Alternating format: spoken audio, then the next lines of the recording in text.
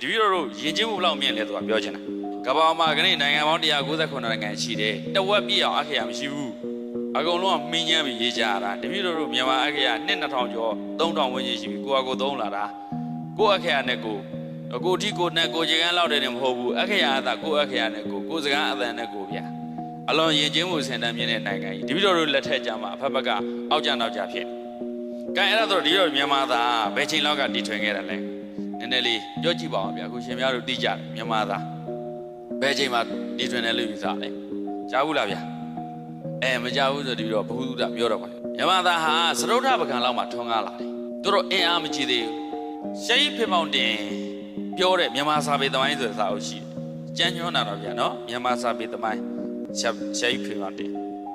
ခရစ်ယာန်ကြီးနော်ခရစ်ယာန်ကြီးဒါပေမဲ့အထသာလိနီနဲ့ဝိသုဒ္ဓိမတ်ကိုအင်္ဂလိပ်လိုဘာသာပြပြီးတော့ကဘာကိုဗုဒ္ဓဘာသာဖြန့်တာအဲ့ဒီဆရာကြီးဒီမာဂနဆရာပြရဲ့လေးသားတယ်ဒီဆရာကြီးဖေမောင်တင်သူကတော့ခရစ်ယာန်ပဲ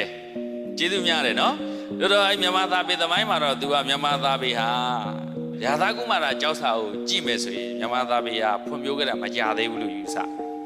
ကြီးဖေမောင်တင်တို့ရဲ့တပည့်ဆရာမင်းသူဝင်တို့ကြတော့ဆရာတော်ကြီးတို့အုပ်စုကြတော့မြန်မာသားပေဟာစရုဒ္ဓပကံအစောပိုင်းလောက်ကဖွံ့ဖြိုးခဲ့တယ်လို့ယူဆ